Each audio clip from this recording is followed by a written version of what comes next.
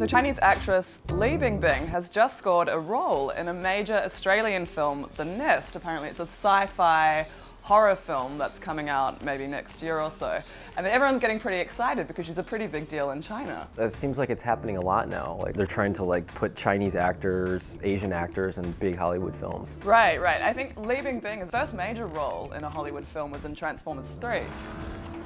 It's kind of cool. It's her on a motorbike. It's like an action scene.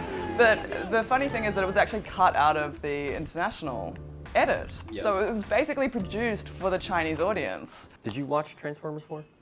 No. I hate the Transformers series. Yeah, you talk to most people and they don't really like Transformers 4. It's like one of those things that's like, yeah, I'm not gonna do that. It's almost like they made Transformers 4 just so it's like, oh, let's do a China version. A lot of studios right now are definitely trying to get into China, and they find when they come in, it's really hard. There's a lot of loopholes you have to go through.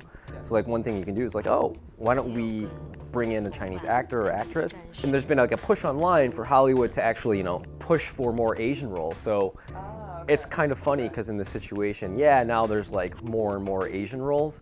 But the point of it is it because you appreciate and you understand the diversity aspect of it? Yeah. Or are you doing it just so that you can get into the Chinese market and get China actors?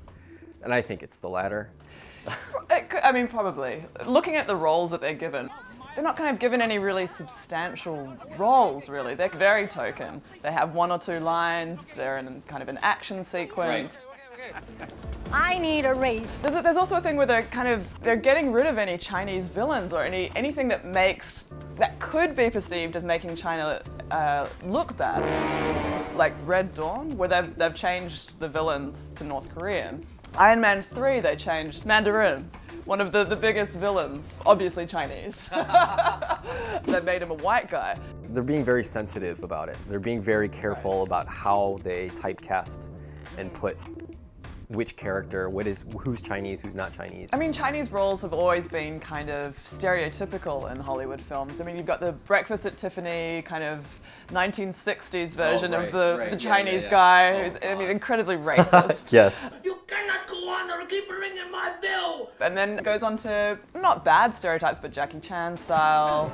Kung Fu, yeah. Kung Fu. Now these days I feel like it's kind of going into the hot chick, which they can just kind of slot into different films. Hello. So I mean, it'd be great to see them kind of pushing for characters of more substance. I think that there's hope for good films. I think Legendary Pictures is working with Zhang Yimou, I think, to make a film called Great Wall. And that's going to be a really big budget, legendary style film, like an epic film. So we'll see what happens with that. Okay. I like her. I find her very attractive. That's it for Beijing Blend. Please subscribe to us on Facebook, Twitter, and YouTube. I can do it. Bye guys, sorry. Bye guys. I could do that one more time. Should I do that one more time?